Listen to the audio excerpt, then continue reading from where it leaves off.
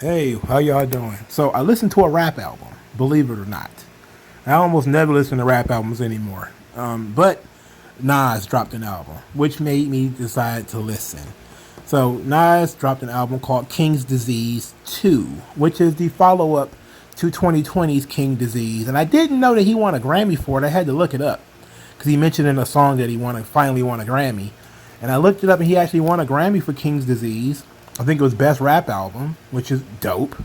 The King's Disease was not my favorite Nas album. I did enjoy Full Circle, the song he did with The Firm. Anything that brings me an AZ verse, I love it. I love it. AZ verses, I'm here for them. Nas and AZ on the same record, I'm here for it. There's also some other songs on King's Disease that I really liked, but it wasn't really my favorite Nas album. I think they giving Nas a Grammy was a good idea, but I don't know if King's Disease was the right one. But this one is certainly much better. This album is phenomenal. It was about 15 tracks, all produced by Hit Boy.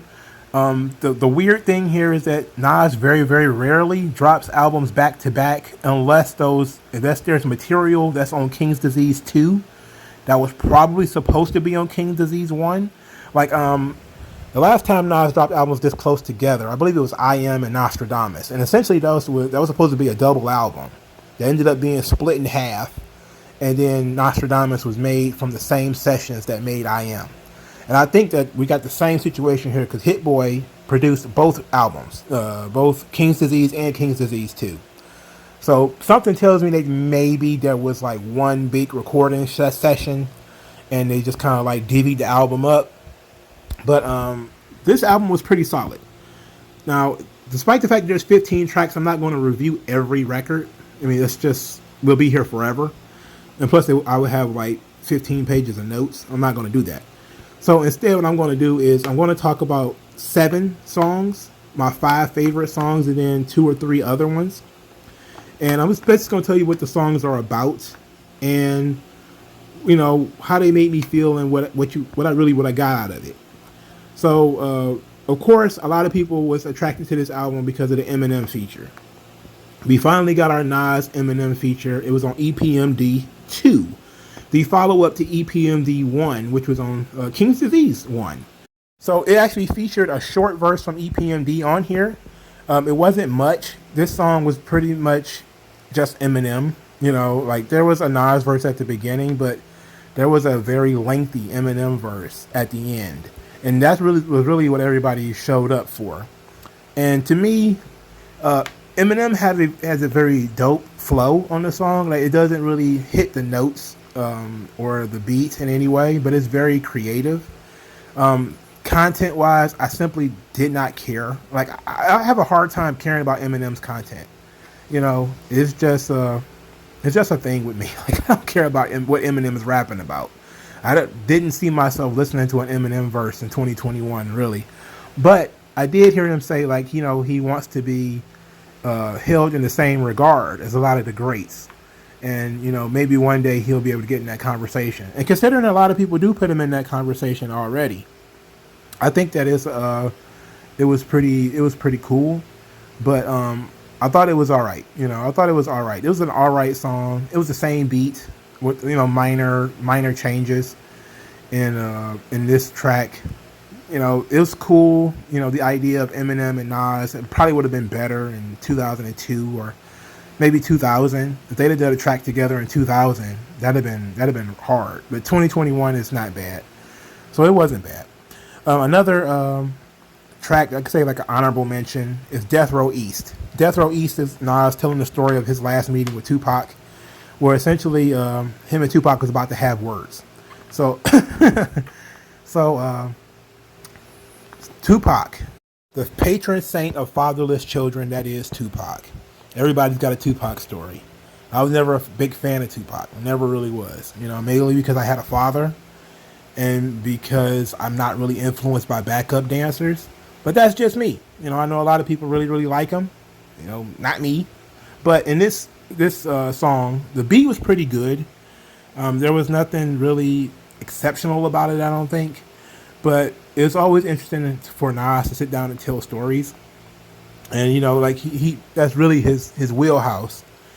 And of course, he tells his side of the story about this potential trouble that they got into outside the music hall, and that his brother Jungle wanted to fight Tupac, and how they were trying to produce peace, and everybody was going to be friends if only Tupac had survived, which is almost always the story. The story always goes that Tupac was starting all this crap, but it was all going to be good if he'd alive, if he just lived just another year. He's going to turn it around, do a One Nation project, and stop dissing the Fugees and A Tribe Called Quest and everybody. It's like, really? Huh. Okay. If you say so, dog. But I don't really... I like the song, but I'm just over dudes doing Tupac stories. I'm just kind of done with it. I don't care anymore. So let's get into the meat of the album, the songs that I really liked. There's 5. Number 5, Nas is Good. I think it's the last track. But it had a very dated beat. It is dated on purpose, which is Nas's point. One of the things that he has been criticized for a long time is staying with the boom bap and not going into the beat selection that a lot of other people have done. But I think that staying in his own lane has led to his longevity. And that's something that we'll be talking about a lot more later. But because he sticks to his boom bap, and he sticks to his same schemes and stuff like that, there's a remarkable amount of consistency. And that's really what he's talking about here is, success being his destiny, and that, he came from nothing. This is the typical story of a rapper. But he also talked about, being solid. Nas is good. Nas is good everywhere he goes. Nas is good as his own hood. Not just Nas is a good guy, but Nas is. But it's like different meanings to it. Nas is good as in Nas is good financially. He's taking care of himself. He's come up from nothing. Success was his destiny. He grabbed it with both hands. He's good. Nas is also good because he had the opportunity to snitch on his friends and he didn't do it. So it's a double, triple meaning to this song. And it's pretty dope. I enjoyed it. Number 4, 40 side. This is Nas dropping some game. Nas is almost 50. He's like 47 or 48. So on this song, he's really just talking a lot about integrity, self-determination.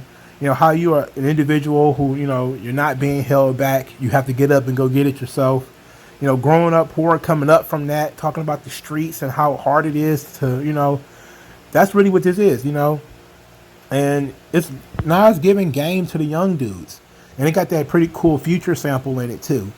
So this was one of my favorite tracks. Obviously it's like number 4 out of my top 5 on this album. So I really enjoyed this joint, and I think that he's welcomed the role that he's in now as an elder statesman of hip hop, and he has no problem with doing what is expected of him. Like I think even in this song he might have said that he's embraced being the master teacher, and that's a good thing. It's showing that he's mature. He's matured. And sometimes that's one of the bigger issues with rap, because rap is a young people's game. Sometimes the older rappers never really mature.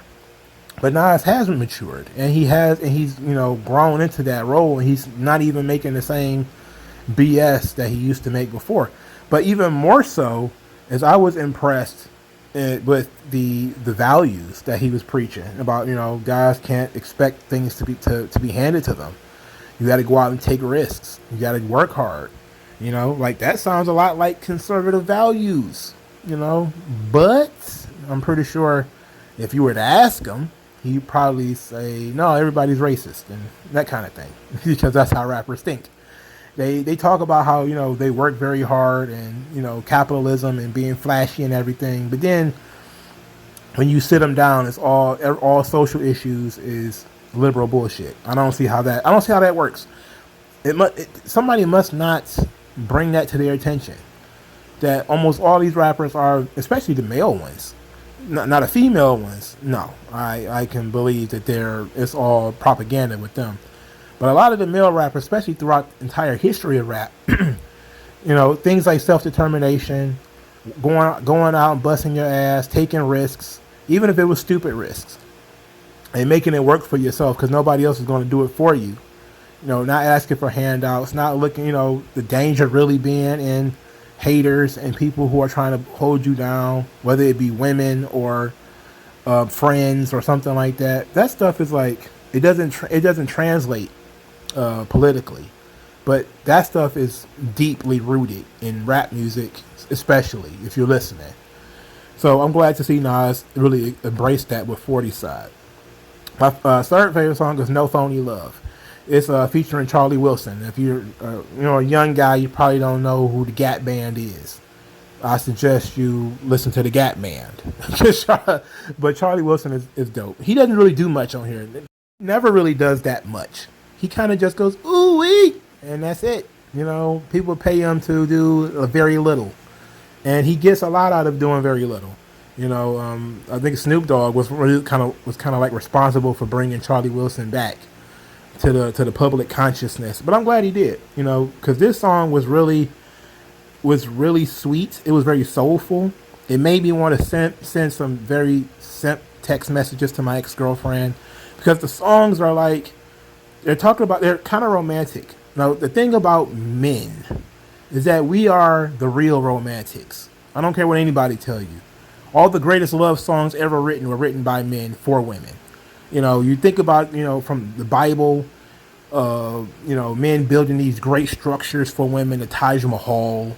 All the greatest love stories ever written are written by men. The greatest love poems are written by men. And here you have Nas talking in this song about trust and, no phony love, making sure that the trust is real. But he's also, taking responsibility for the trust not being what it should be. In so much as he's talking about constantly cheating. That, how he's cheating on his girlfriends, and, being in a relationship with his own career. Now, his career eclipses his relationships sometimes. And avoiding commitment is another one, So he's talking a lot about his own flaws in this record. It's not about what she's doing wrong. It's about what she wants. She wants the trust. He keeps breaking it. She wants commitment. He's dodging it. He wants sex and not really love. He wants to, at the end, he's basically just talking about having sex with her in the public. Not typically in public. It's kind of in a store, in the dressing room of a store. And it's kind of like when you listen to the song and you juxtapose those two positions, you see that that's really his thing. Like, he really likes her, but he's really just kind of down for the sex. Like, he has that fear of commitment, that fear of relationships. And it's a pervasive thing throughout Nas records. If you ever listen to like his whole career, you can hear that a lot. That he kind of has that. Even when he was married, he was going through that whole thing where he talked a lot about, the cheating, the infidelities, and different things like that, the lack of trust in his relationships.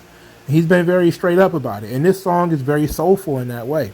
And that's what Charlie Wilson was there for, to bring the soul and to keep it honest, So I really enjoyed this joint. I played this song, multiple times after hearing it. I probably played this song 2 or 3 times straight after hearing it. So my number 2 favorite song on the album is called "Moments." It's classic Nas boom bap. It feels like something from 20 years ago, like something he would have made for like I Am, or something like that. It's very nostalgic, and that's really what I loved about it. And the song is about nostalgia. It's about life experiences that you can't get back, like being a virgin, like riding a bike without training wheels for the first time. All of these different milestones in life that he has experienced. That's what this song is about.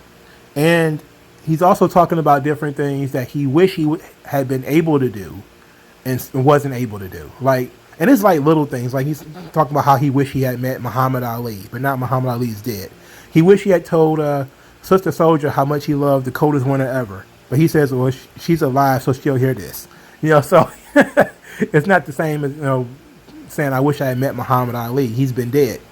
But saying that, I wish I could have sat down with Sister Soldier and told her how much I love that book. She's still alive, though. So she'll hear this and actually it'll get to her. So this is dope. This is classic Nas. This reminds me a lot of Memory Lane from Illmatic. It reminds me a lot of he kind of just has these records on every album though, and they work. They work every time, man. This is real dope. This is classic Nas shit right here. This is second favorite song on the album. I played this joint 4 or 5 times. It's great. Number one favorite song, without a shadow of a doubt, Nobody. The song featuring Lauryn Hill.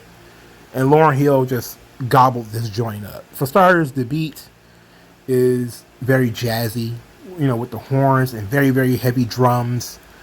It is excellent. And the song is about Nas and his desire to see beauty in the world, but it's also his juxtaposition of the world with, with the United States, right? He's talking about going on vacation to all these foreign lands and how, he gets treated, sometimes he might get treated better out in other countries than he did here.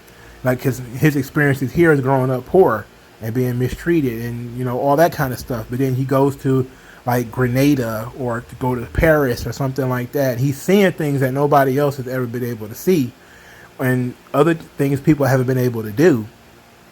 And it's that positioning of America versus the world. And it's not really a versus. It's just different perspectives and different experiences. But then you have Lauryn Hill come in. And Lauryn Hill completely changes the concept. Lauryn Hill comes onto the track and she's basically addressing a lot of the things that people have said about her. Now she's not addressing them directly. But she's basically saying, like, I stayed out of the public eye on purpose. Like, I don't do certain things to stay in the public eye. And people have always talked bad about me. Like, my entire career, for years, people have talked bad about Lauryn Hill. She only made one album. She... There's a lot to talk about when it comes to Lauryn Hill, by the way. But, and a lot of facts, if we're going to be honest. We'll probably get into some of those in a second. But, she basically just talked about, how she's been hearing people talk down to her for years and years, and she has never responded to it because she felt like she was elevating other people and that I could save your life or I could save your soul, but you just want to talk down to me. Like one specific thing she talked about was her penchant for being late to shows. Here's where I get to do a little anecdote. I went to go see Lauryn Hill in concert at Fox Theater, I believe it was, or at the Fillmore. It was one of the two in Detroit. And I remember me and my girlfriend at the time, we were showing up to the show and I ran into some friends that I knew from college there. And it was hilarious because they were like, man, I really hope Lauryn Hill shows up. I was like, what's that? What do you mean you hope Lauryn Hill shows up? Now, the crazy thing is, I don't think she no-showed the Chicago show. I think she was just very, very late and some people left. But it was all online and I just didn't know. I had bought the tickets long before. So I really wasn't online like paying attention to whether Lauryn Hill was on time for her shows. I assumed she was a professional. But that's when I found out she had this reputation for always showing up to her shows late. Because she's very spiritual. And sometimes if the energy is not right in the building or if she's not feeling well or something like that, she'll just do her own thing. She'll show up 2 hours later, or whatever. And I'm just kind of like, whoa, I had no idea. But I heard the stories. And then when I went to Lauryn Hill show, I did not hear the miseducation of Lauryn Hill. And this is where we talked about a lot of the things that people have talked about with Lauryn Hill. That she didn't want to pay the band. Now, if you listen to the album, The Miseducation of Lauryn Hill, and then you go see Lauryn Hill live, that's 2 different albums, and she only made one, right? And I guess you don't count the uncut, unplugged, or whatever the hell that was, the MTV thing, where she just sat down with a guitar. I don't know if you count that or not. So if you count that, she made 2, but she really only made 1 album. But if you go to see her live, she's almost always the main event, and it's a completely different album, because she can't use any of the music because she didn't pay the band. It was a whole thing with her getting sued about not wanting to pay the band for the music that they performed on that album. And so through the lawsuit, she can sell the albums, but she can't perform the songs in their totality. So you have this completely different experience where, you know, part of this stuff is damn near calypso. Like some of it is reggae. You're like, what the hell is going on here? And I remember standing there and I was like, what is going on? Like, it took a while. Like, because when you go to a Lauryn Hill concert, man, you should already know it is black as fuck. I mean, it is. It was black as hell. It was like, I got introduced to like so many different reggae artists from that show. Maybe one day I'll sit down and talk about reggae music. But, and she fit right in. I was like, oh, okay, well, Lauryn Hill writes reggae. She wants reggae, you know, to put other people on. This is actually when I first heard No Name, I believe. No Name is a piece of shit. You know, well, let's not go into that. But back when I first heard of No Name and saw her, I believe at a Lauryn Hill concert, if I'm correct, or was it The Roots? It was one of the two. She was broke from Chicago, and she was very, very nice. Now she's a little bit well known, and she's very uppity, and her head is up her own ass. So fuck No Name. But she was dope and very humble when I first seen her in concert. Now she's a bit of a bitch, but I think that's just the nature of black celebrities now. You know, I remember the tweet where she started talking about, like, I'm tired of going to shows and seeing all white people at the shows. I'm like, bitch, you was broke like a year ago. Get it together. Like, I think Common may have said the same thing. It's like, you know, these people are weird. Like, the only people who want to listen to your offbeat poetics is white people. You know, Negroes ain't checking for you. You ain't shaking your ass, so they don't care. You know, you better hope those white people keep paying your goddamn bills. How did I get on the subject of No Name? Anyway, so Lauryn Hill has a lot of detractors, and you know, her having a bunch of kids out of wedlock, and you know, sleeping with married men and all that kind of stuff. But you know, she's basically talking about in this song how she didn't want to let that stuff affect her, and she felt like she was uplifting other people, and that she doesn't want the publicity and she doesn't want the celebrity that everybody else wants. And this is a classic. This song alone is a classic, and I love this. I love this track. This track is dope as fuck, and I suggest everybody go listen to it. I suggest you listen to the entire album. You may like it more than I did. I thought that the album was solid, very solid, but I think these 5 are very good, and I think that the top 3 on this song can rank pretty much with some of Nas's best work. You know, No Phony Love, Moments, and Nobody. 3 of Nas's best tracks ever. But let me know what you guys think in the comment section below. Like this video, share this video, subscribe to the channel, and donate to the channel. And I'll talk to you guys later, man. Peace out.